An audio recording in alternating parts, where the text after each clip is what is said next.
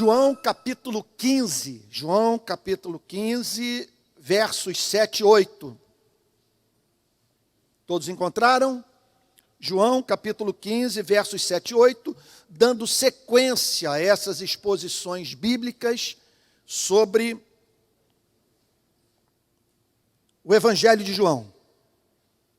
Diz assim a palavra de Deus, mensagem de Cristo: se permanecerem em mim e as minhas palavras permanecerem em vocês, pedirão o que quiserem e lhes será feito.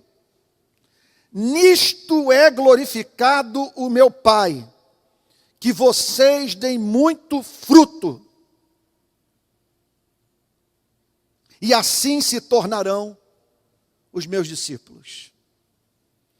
Irmãos, no domingo passado, nós nos debruçamos sobre o verso 7 e sua extraordinária promessa: pedirão o que quiserem e lhes será feito.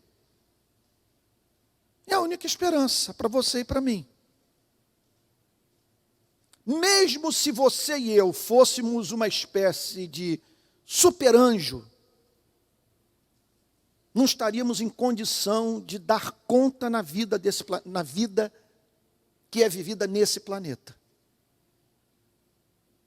Porque os problemas que nós enfrentamos são de tal natureza que só um Deus para poder enfrentá-los. Lidamos com tentações sem trégua, decepções, traições, crises econômicas, ameaças de guerra, sentimentos que vão e que vêm. Ao longo de um dia mudamos 5, 6, 7 vezes, é uma coisa impressionante.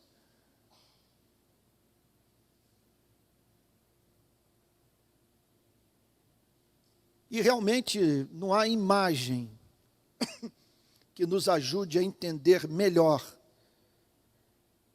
a condição humana face aos desafios inerentes à vida nesse planeta do que a passagem bíblica que mostra a travessia dos discípulos no Mar da Galileia. Vem a tempestade e aqueles homens, se vendo diante de algo que lhes escapava o controle, de uma ameaça concreta às suas vidas, e ameaça sobre-humana. Essa é a nossa condição. Só tem uma espécie de esperança que se adapta à vida de seres que pensam. Se você usa o cérebro, você terá sérios problemas para dormir. É um mundo que assombra, mas em meio a todos os adversários da nossa vida, e em especial da nossa relação com Deus, nós temos esta promessa toda abrangente: pedirão o que quiserem e lhes será feito. Significa, portanto, notem, gente, que privilégio ser ministro do Evangelho. E que serviço você presta à sua alma, permita-me dizer isso, ao separar tempo na sua agenda para estar num templo cristão a fim de ouvir a pregação da palavra de Deus. Porque é aqui, somente aqui, na Igreja de Jesus Cristo, que nós temos acesso a uma esperança como essa. Notem, é a única. O que o Senhor Jesus declara é que Deus não perdeu o controle do universo. Que Ele não criou algo que fosse capaz de escapar do seu governo soberano. E a nota de esperança do cristianismo, proferida pela boca do próprio Jesus Cristo, é que esse pequenino rebanho que somos nós, pode recorrer àquele que é todo-poderoso e que, segundo Isaías, vê as nações como um pingo que cai dentro de um balde.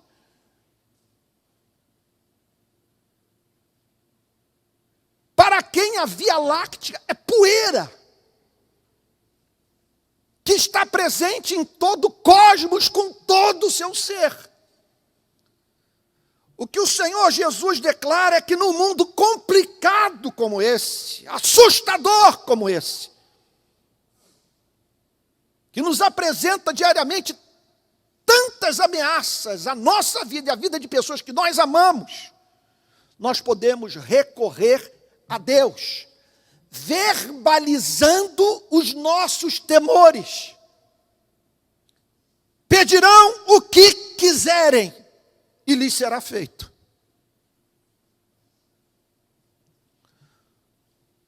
No domingo passado, nós nos preocupamos em entender esse querer que se transforma em oração.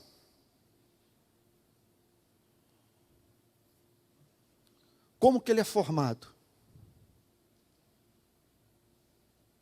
Que querer é esse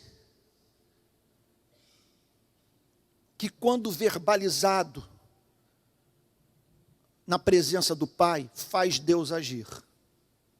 Nós vimos que ele é formado a partir de uma espécie de relação que a igreja tem com Deus por meio de Jesus Cristo. Verso 7, se permanecerem em mim e as minhas palavras permanecerem em vocês, pedirão o que quiserem e lhes será feito. E aqui nós entendemos esse querer que, por se ajustar à vontade do Pai, tem o amém de Jesus Cristo e aciona o braço do Todo-Poderoso sempre. Ele é fruto, em primeiro lugar, da afeição por Cristo, da nossa permanência em Cristo, da nossa conexão a Cristo. É uma promessa que não se dirige a toda a humanidade. É uma promessa que não diz respeito a todos os membros de instituições religiosas cristãs. É uma promessa que se dirige àqueles que permanecem em Cristo, que conscientemente oferecem os seus corpos a Cristo, que deliberadamente buscam a presença de Cristo, que se afeiçoaram por Cristo. O texto está falando, portanto, de homens e mulheres que vão para o altar e pedem a Cristo para serem possuídos por Ele. E para que Cristo use os seus membros, sua inteligência, sua força, sua energia física, seu conhecimento. São pessoas, portanto, que têm saudade de Cristo, que anelam pela presença de Cristo. E como consequência dessa relação íntima com Cristo, permitem que as palavras de Cristo permaneçam nelas. Elas não tentam domesticar a Cristo. Elas se relacionam com Cristo, que pode contrariá-las e fazer com que revejam seus pontos de vista. As palavras de Cristo, sendo assim, habitam de modo universal em suas vidas. Todo o universo da ética do Evangelho está presente em seus corações. E como consequência natural, direta, desse fato, essas pessoas revelam simetria de caráter. Elas são justas, mas não são justiceiras. Elas são doces, mas não prostituem o seu amor por amar. A justiça e a bondade preocupam-se com a dimensão privada da ética cristã, mas também tem espírito público. Tem interesse por doutrina, mas também tem interesse pela experiência com o Espírito. E busca a experiência com o Espírito e o conhecimento da doutrina para praticarem o cristianismo. Amam a Deus, amam aos homens.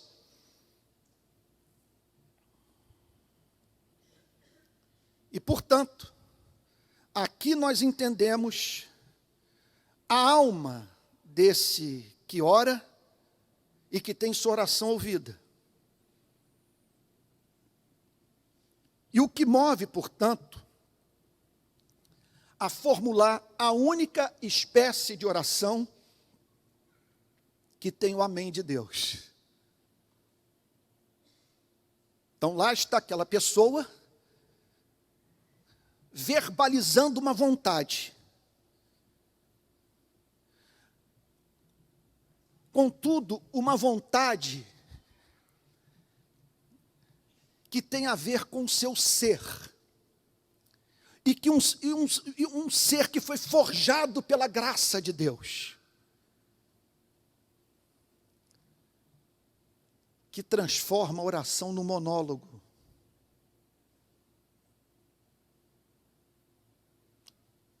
Uma oração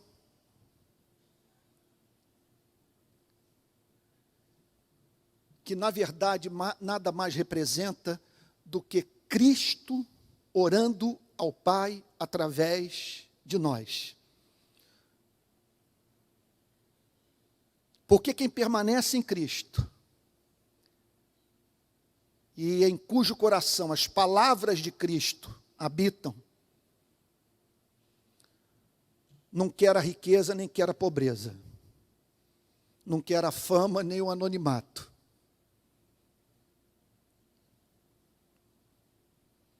Não quer a saúde, não quer a doença. Quer a Cristo. O que faz, portanto, que toda a sua oração seja subserviente ao desejo que emerge do ato de permanecer em Cristo e das palavras de Cristo permanecerem no coração do que ora. Em outras palavras, não é uma oração pagã, é uma oração cristã.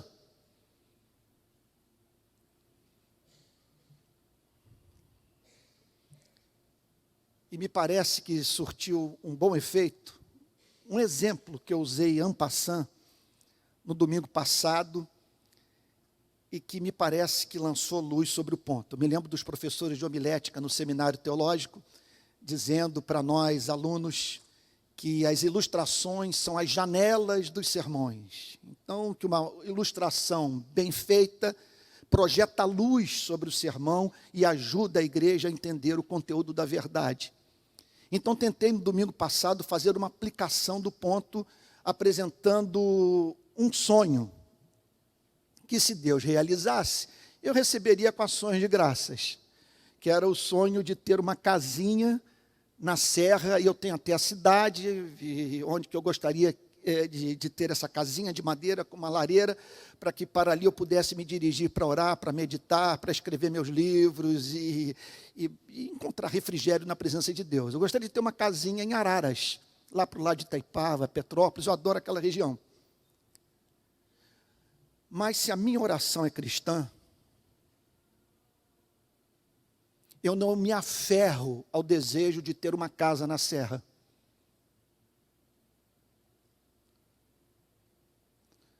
Porque a minha meta de vida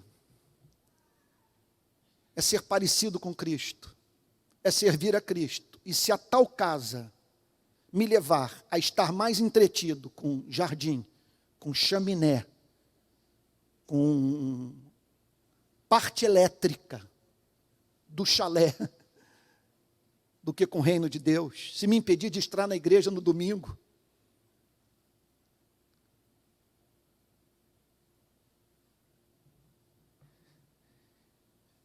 E se for apresentada a mim como um ídolo a ser servido, essa casa não me interessa mais. Porque é como diz o bispo anglicano J.C. Ryle, o homem santo valoriza cada coisa, cada lugar, cada bênção, na exata proporção em que essas mesmas coisas o aproximem de Deus.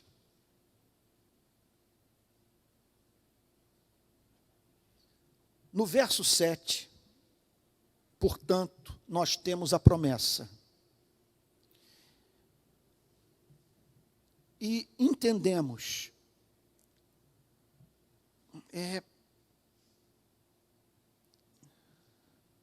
a formação desse desejo que é verbalizado na presença de Deus e que conta, repito, com o amém de Cristo. Ele é fruto da decisão consciente de permanecermos em Cristo e de permitirmos que as palavras de Cristo permaneçam em nós. Isso gera uma espécie de ser humano que tem preocupações que são inerentes ao convívio íntimo com Cristo. Portanto, essa pessoa verbaliza o que o Espírito Santo está comunicando ao seu coração. Ela pede aquilo que de antemão Deus tem interesse em lhe dar. Qual é o conteúdo dessa oração? É o que explica o verso 8. Então, nós estamos diante de 2 versículos que são centrais para a compreensão do tema da oração. No verso 7, a promessa. E a compreensão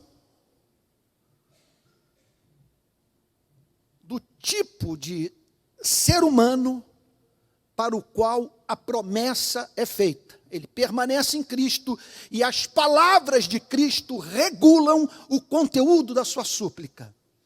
Essa pessoa tem algumas ambições na vida.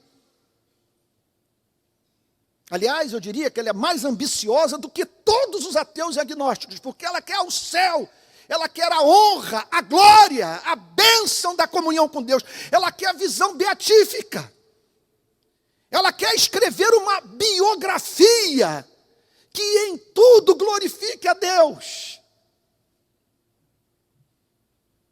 Ela se vê, portanto, no dia do juízo final, comparecendo diante do trono de Deus com as mãos cheias, não de boas obras a serem apresentadas,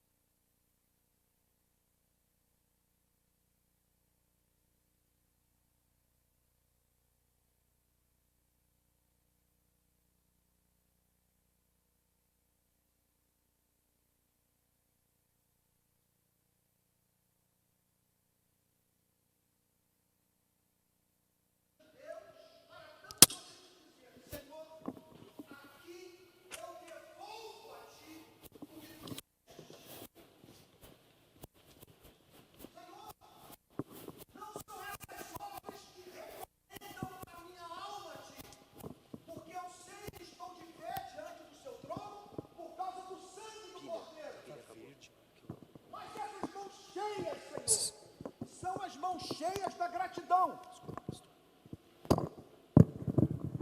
São resultado da decisão que eu tomei de não ser um mero religioso, frequentador de culto de domingo. Eu estou aqui devolvendo a Ti o que o Senhor fez pela minha vida. Vamos entender o conteúdo dessa oração através da boca do próprio Cristo. Nisto é glorificado meu Pai, que vocês deem muito fruto, e assim se tornarão meus discípulos. Meu Deus do céu.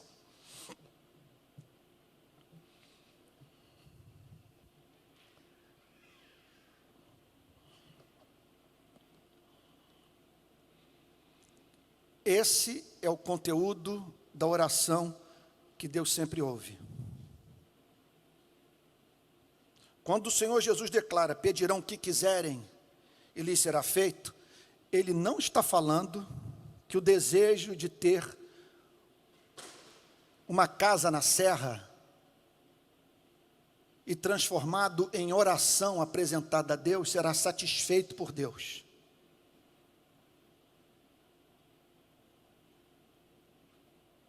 Deus me livre de ter todas as minhas orações atendidas por Ele.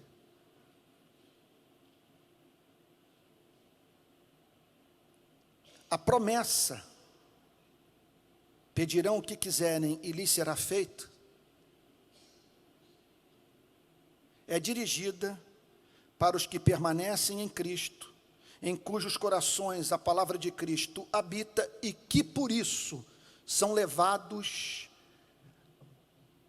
a expressar na presença de Deus o desejo do verso 8. É a oração do verso 8 que sempre será atendida por Deus, invariavelmente para a vida de todos os seus servos. A oração do verso 8, repito, é impossível de não ser ouvida pelo Deus Pai. Vamos ao seu conteúdo. No verso 7, pedirão o que quiserem e lhes será feito. Qual é o desejo do discípulo? Pelo que ele mais anela? Nisto é glorificado o meu Pai. Vamos parar para pensar nessa frase. Nisto é glorificado o meu Pai.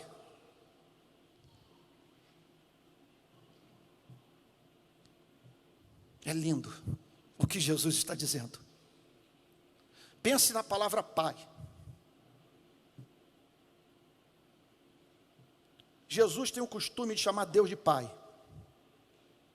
Eu já disse isso para vocês em outras ocasiões, me permitam repetir. Jesus não nos chama para nos relacionarmos com Deus, Jesus nos chama para nos relacionarmos com o Pai. Pai é o nome cristão para Deus.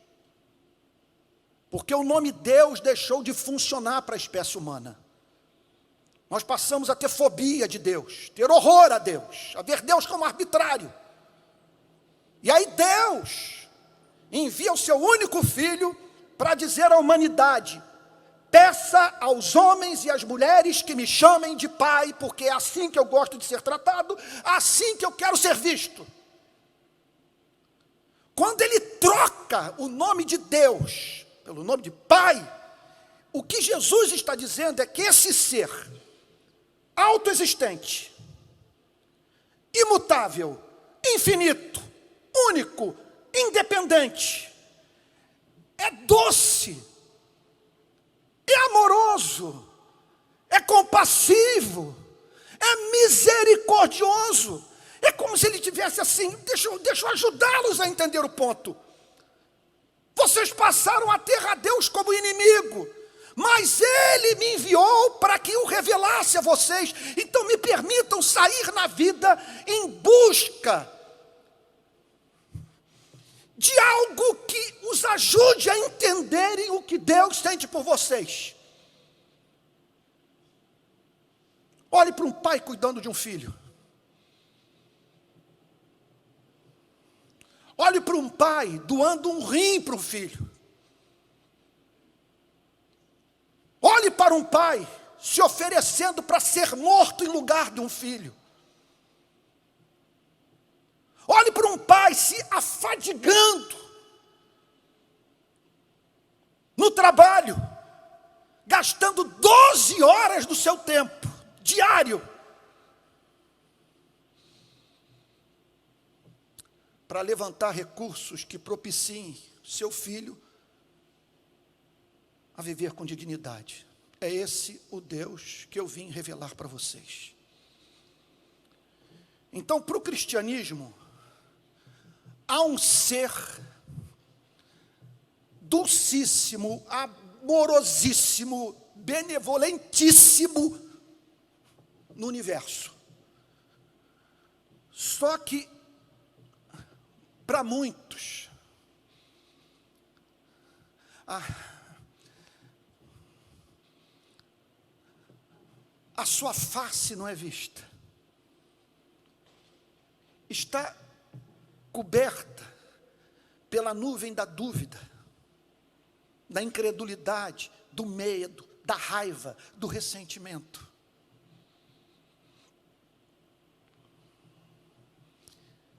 Então, o que Jesus está dizendo é que esse ser existe. O que Jesus, meu Deus do céu, quantos que poderão entender o ponto? Que eu também não entendo.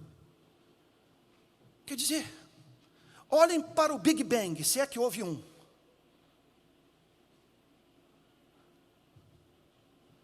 A ciência explica o como, não explica o porquê.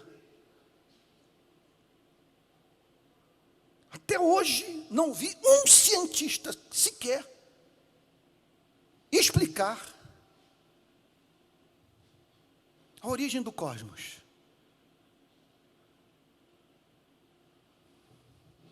Se o nada, nada cria, se é impossível que nós tenhamos um efeito sem causa, tem que haver no universo um ser que tenha o poder de ser. Algo é, senão nada existiria. Eu sei que pensar num ser eterno nos faz perder o fôlego, intelectualmente falando. Mas pensar no nada nos coloca diante do irracional.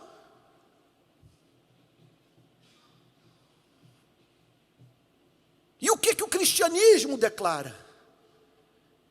Que a realidade última, aquilo que está para além do suposto Big Bang, é um ser doce, é um ser possuidor de amor infinito, cheio de graça, misericórdia, bondade. Só que nesse planeta em que nós vivemos,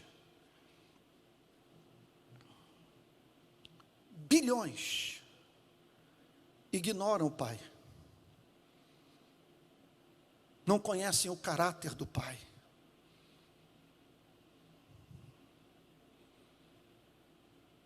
Não têm consciência que o amor do Pai rege as galáxias. O que Jesus está dizendo é que, contudo, no meio dessas trevas, é possível o Pai ser glorificado.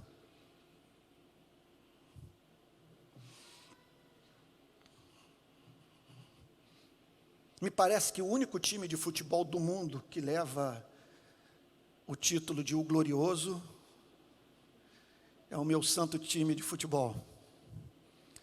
Quando se diz que o Botafogo é o glorioso, é em razão do seu passado de glória. Entre outras coisas, o fato dele ter dado 3 títulos, 3 Copas do Mundo para o Brasil. De 5, em 3 o Botafogo foi decisivo. Em 62, 5 titulares da seleção brasileira faziam parte do meu glorioso time. O glorioso. Quando a Bíblia fala sobre a glória de Deus, está falando mais do que do passado de Deus, dos feitos gloriosos de Deus, embora tudo isso esteja envolvido. Como nos lembra C.S. Lewis, glória tem um sentido de peso. que é alguma coisa que não cabe na balança, que não pode ser medida, tem a ver com luz, tem a ver com beleza, tem a ver com formosura. Quando Jesus fala sobre o Pai ser glorificado, Jesus está falando sobre manifestações no tempo e no espaço, neste planeta, da formosura de Deus, da doçura de Deus, da amabilidade de Deus. Portanto, vejam o que o Senhor Jesus declara: para bilhões, esse Pai não existe. Para bilhões, a palavra Deus está longe de poder ser conectada à palavra Pai. Jesus insiste no fato que a realidade última é pessoal e amorosa, é o Pai. E que esse Pai quer se manifestar nesse planeta, que se encontra em trevas. Quer que os seres humanos conheçam seu caráter, se afeiçoem por Ele, sejam levados a fixar os seus afetos em Deus e vivam para a glória do seu nome. Agora, quando que o Pai é glorificado?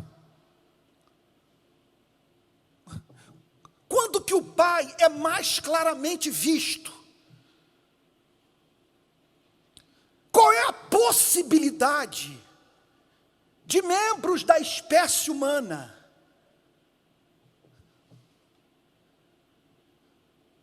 meu Pai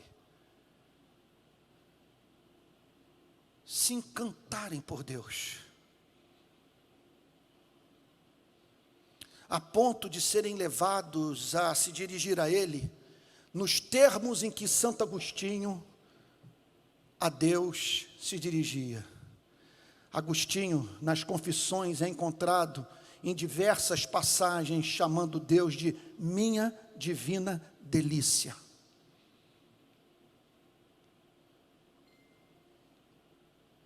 Quando eu disse essa semana nas redes sociais que havia separado alguns livros para reler, por considerá-los os mais importantes da história do cristianismo, Tratado sobre as Afeições Religiosas, de Jonathan Edwards, A Caridade e seus Frutos, de Jonathan Edwards, As Institutas da Religião Cristã, de João Calvino, os comentários de Martin Lloyd Jones sobre a carta de Paulo aos Romanos, o comentário de Martinho Lutero sobre a carta aos Gálatas, pensamentos de Blaise Pascal.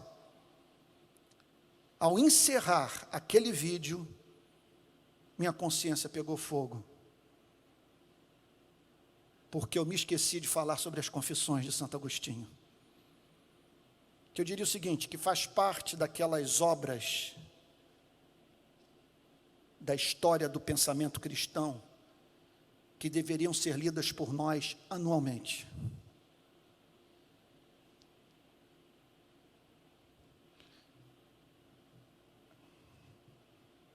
E numa das suas orações,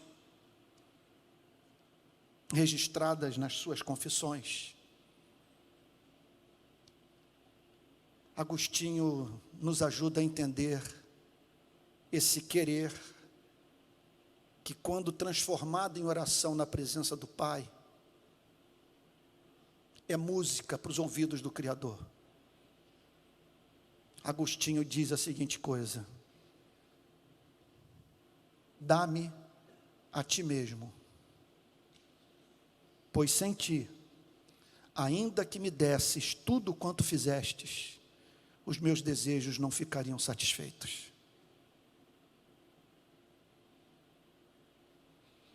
Um ser humano só ora dessa forma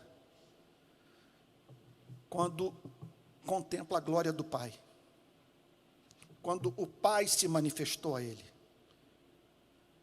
Então Jesus veio para glorificar o Pai, para revelar o Pai, para mostrar a beleza do Pai. E no verso 8, o Senhor Jesus declara a forma por excelência do Pai ser glorificado nesse planeta. É uma pena que essa igreja é pastoreada por um homem tão carente do Espírito Santo. Porque um velho pregador calvinista daqueles bons tempos, no meu lugar levaria a igreja às lágrimas. Porque nós estamos diante de algo que não é digno ao homem referir. Que glória, que responsabilidade, que chamado, que propósito para viver. Se não vejamos, nisto é glorificado o meu Pai, que vocês deem muito fruto.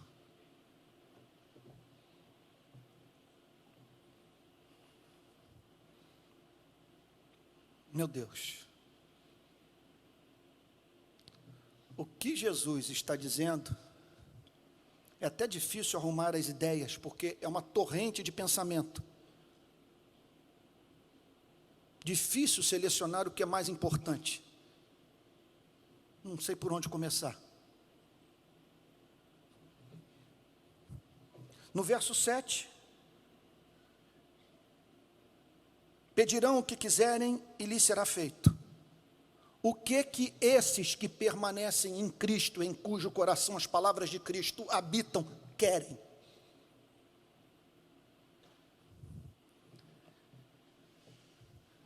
Eles querem que o Pai seja glorificado, que pessoas se encantem com o Pai, que pessoas sejam encontradas fazendo poesia para o Pai, que pessoas se ofereçam ao Pai. Só que eles descobriram no contato com Cristo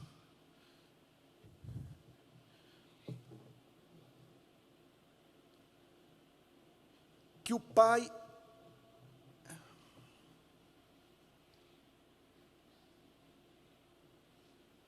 certamente que o bem-te-vi revela a glória do Pai. Uma pessoa essa semana foi na minha casa, e é interessante como que muitas vezes alguém tem que chamar a sua atenção por uma bênção, por uma riqueza, por uma manifestação do amor de Deus que está do seu lado e que você não consegue observar. Uma pessoa foi na minha casa essa semana, passou ao lado da figueira, tem uma figueira no meio do terreno lá de casa, e ela disse o seguinte: Antônio, que delícia sentir o aroma dessa figueira. Eu falei, essa figueira exala um aroma? E aí me aproximei dela, eu falei, meu Deus, olha aqui o cheiro do figo quando é aberto. O perfume de Deus no jardim da minha casa. Aquela figueira glorifica a Deus. O Rio de Janeiro glorifica a Deus, a nossa cidade querida. A Baía de Guanabara glorifica a Deus. Esse impacto de cruzar a ponte Rio-Niterói e ver o conjunto da obra da serra, da areia branca, da boca da Baía de Guanabara, tudo isso glorifica a Deus. Mas o que o Senhor Jesus está dizendo aqui é que nesse planeta de trevas não há nada que mais expresse, comunique, revele a beleza de Deus do que uma igreja santa. E é essa oração que Jesus diz que o Pai sempre ouve. Que oração é essa? Deus, usa a minha vida para convencer as pessoas que Tu és formoso. Ajude as pessoas a conhecerem a Sua misericórdia por meio da minha misericórdia. Que a minha longanimidade, a minha paciência, revelem que tu és um Deus tardio em se irar.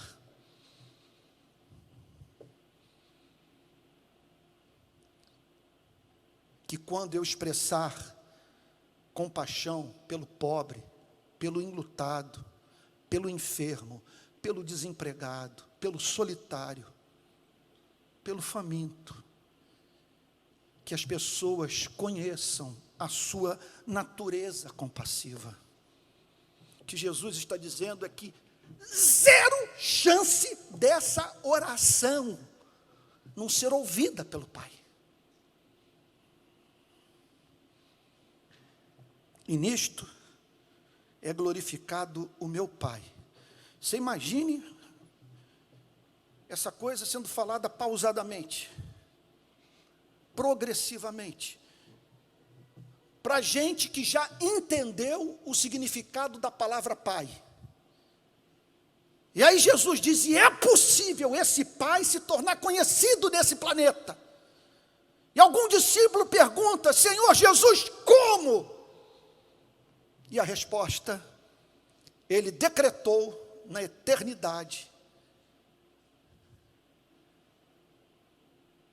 que a revelação do seu caráter seria feita por meio da igreja. E nisto é glorificado o meu Pai, que vocês deem muito fruto. O texto clássico sobre fruto é a carta de Paulo aos Gálatas, capítulo 5, verso 16, que diz assim: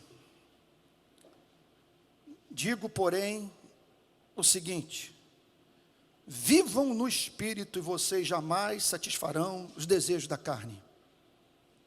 Porque a carne luta contra o Espírito luta contra a carne, porque são opostos entre si, para que vocês não façam o que querem. Mas se são guiados pelo Espírito, vocês não estão debaixo da lei.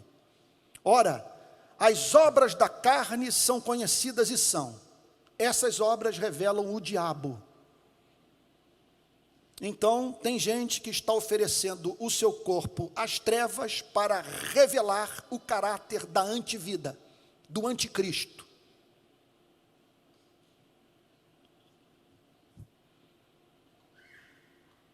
Imoralidade sexual. Bom, é claro que tem que haver uma moral sexual. Eu não entendo como que pessoas, em nome de um progressismo,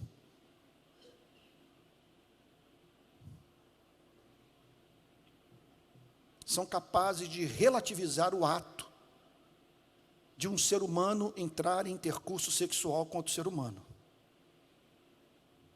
Somos responsáveis por quem cativamos. Ninguém mantém um relacionamento íntimo como esse com o próximo impunemente, porque o próximo é a menina dos olhos de Deus, e nós não podemos brincar com os seus sentimentos usando o seu corpo. Impureza, libertinagem, idolatria, feitiçarias, inimizades, rixas, ciúmes, iras, discórdias, divisões, facções, tudo isso é obra do diabo, que usa a carne como cabeça de ponte. Iras, discórdias, divisões, facções, invejas, bebedeiras, orgias e coisas semelhantes a estas. A lista não é exaustiva, obviamente. Declaro a vocês, como já os preveni, que os que praticam tais coisas não herdarão o reino de Deus. Porque aqui não há amor. Não vão entrar no reino de Deus, não é porque o pai seja caprichoso, neuroticamente meticuloso, incerto. Não vão entrar no reino dos céus, porque estão fazendo quem foi criado à imagem e semelhança de Deus sofrer. Essas pessoas estão, portanto, em processo de destruição e perda progressiva do ser. são neuroticamente voltadas para si mesmas, para a promoção dos seus interesses pessoais. Por isso se irritam com facilidade, odeiam ser repreendidas, têm pensamentos paranoicos, manias de perseguição.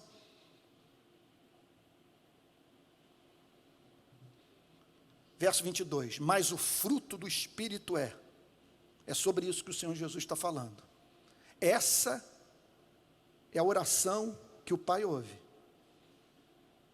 Amor. Viver para viabilizar a felicidade do próximo. Alegria. Vontade de dançar. Quando a vitória de Cristo na cruz emerge no pensamento. Paz. A capacidade de poder dizer, em paz me deito e logo pego no sono, porque, Senhor, só Tu me fazes repousar seguro. Você imagine uma pessoa que tem paz no mundo como esse, que testemunha eloquente do Evangelho. E nesse contexto da chamada teologia da prosperidade, precisa ser dito que o seu vizinho não se impressiona quando você sai de um Fusca para uma BMW. Não é isso que fará com que ele se interesse pela sua fé, mas o que o deixará perturbado, interessado em saber que você crê, é a sua capacidade de permanecer sóbrio na tormenta. Isso é impressionante. Longanimidade, longo ânimo, que é a capacidade de você suportar pessoas irritantes. Isso é uma demonstração extraordinária do caráter de um Deus que, se não fosse a sua longanimidade, a igreja não teria pastor. Benignidade. Quem é o benigno? É o oposto do espírito de porco. O benigno é aquele que quer promover o bem. Ele é benigno. O desejo de promover o bem regula o seu comportamento, suas relações interpessoais. Bondade. A prática efetiva do bem. Ele não apenas deseja o bem, ele encarna o bem, ele pratica o bem. Fidelidade, que pode ser fidelidade à doutrina, fidelidade a Cristo,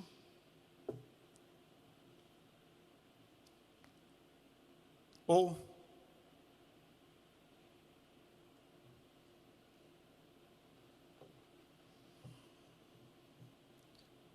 você me convidar para entrar na sua casa e eu não ser uma ameaça para a sua vida, para a sua família, para os seus bens. Você me colocar na sua casa não significa você abrir as portas para uma serpente, mas para um cordeiro. Você não precisa chamar testemunha para conversar comigo, porque a minha palavra é sim, sim, não, não. E eu não brinco com as alianças que eu faço. Se tenho relacionamento com alguém que me permite beijar no rosto, essa pessoa não vai esperar de mim trairagem, que eu sou fiel. Mansidão,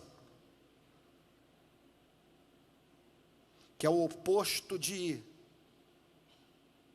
dou um boi para não entrar numa briga e uma boiada para não sair dela.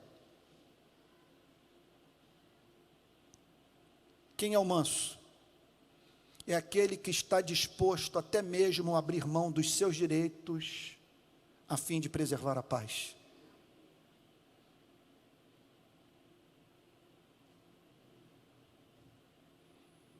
É você olhar para a sua relação com alguém e dizer, olha, nesse ponto está ocorrendo um abuso.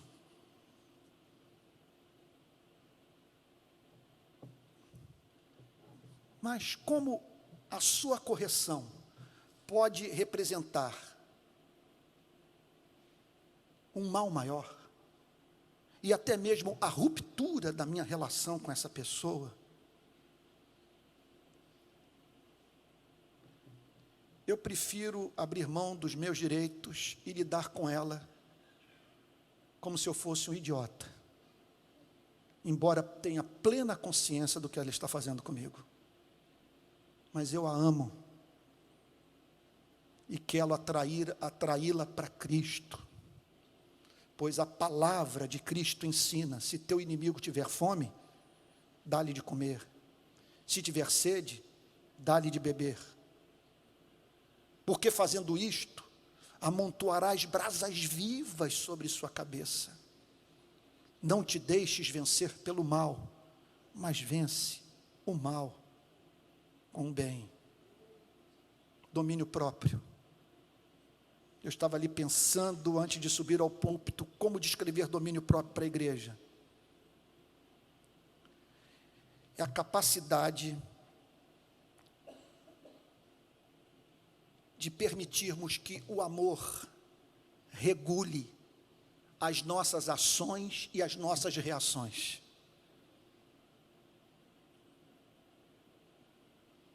É o autocontrole. É o domínio sobre o temperamento. E a língua, de uma forma toda especial. O que o Senhor Jesus está dizendo é que uma igreja que produz muito fruto, meu Deus, como explicar o ponto? Será usada pelo Pai para que homens e mulheres nesse planeta em trevas conheçam o caráter de Deus. É um método por excelência de pessoas com as quais nós mantemos contato se encantarem pelo nosso Deus. Agora deixa eu falar uma coisa para vocês, super importante e profética para o atual momento da igreja do nosso país.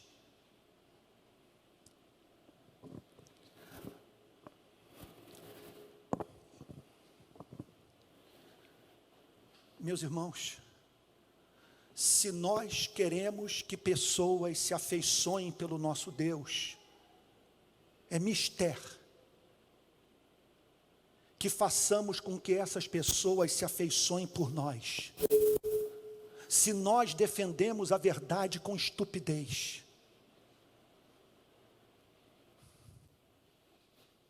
se nós pregamos de modo irritante,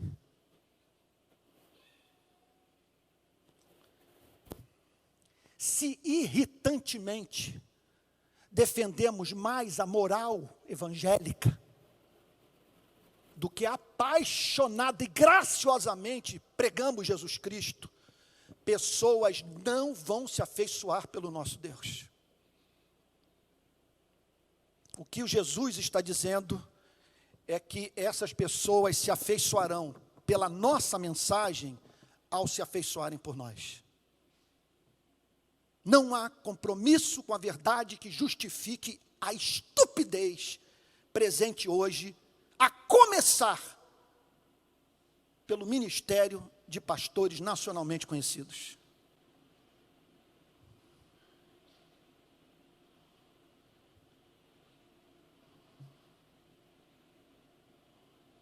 Nisto é glorificado meu Pai, que vocês deem muito fruto, e assim se tornarão meus discípulos. É interessante que ele está dizendo isso para os discípulos. Na verdade, o que ele está dizendo é o seguinte: isso tornará evidente que vocês têm conexão comigo, que vocês são imitadores meus. Pelo fruto de vocês se conhecerá a qualidade da árvore.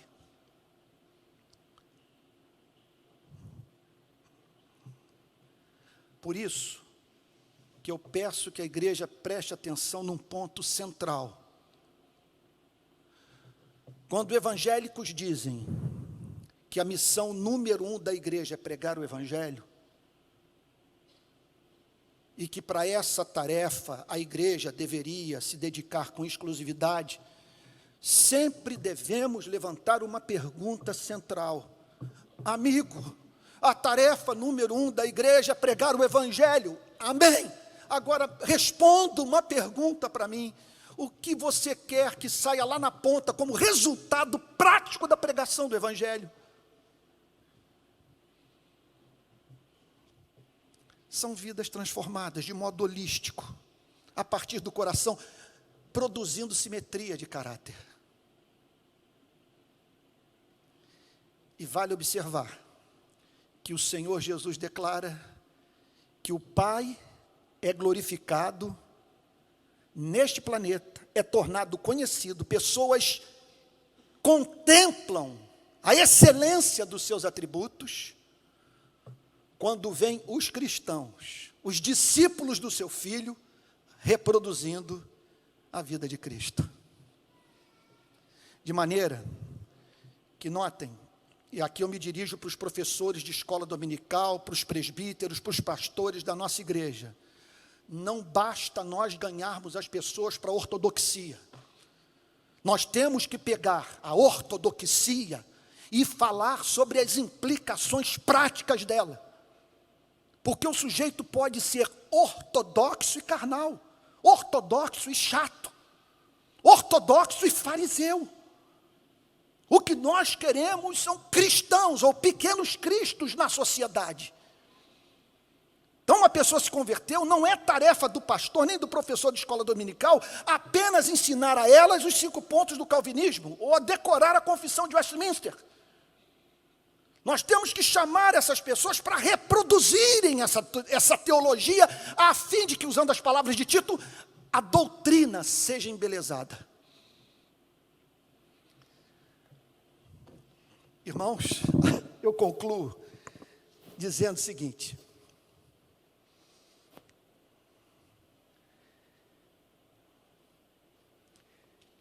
que essa passagem apresenta a você e a mim a promessa mais capaz de nos encorajar a acreditar na nossa superação pessoal e na vitória sobre antigas deformidades de caráter. O que o texto está declarando é que, se a intenção de glorificar a Deus for transformada em oração, é absolutamente impossível que essa oração não seja ouvida e, consequentemente, sua vida não seja transformada. E o que é ter a vida transformada? É você viver de uma tal maneira que a beleza de Deus é manifestada no seu caráter. Que Deus nos abençoe, em nome de Jesus. Vamos ficar de pé e vamos orar? Pai Santo, nós bendizemos o Teu nome por tão gloriosa vocação. Porque aqui nós não estamos sendo chamados para defender a democracia, a república, os direitos humanos. Estamos sendo chamados para revelar a Tua beleza à humanidade.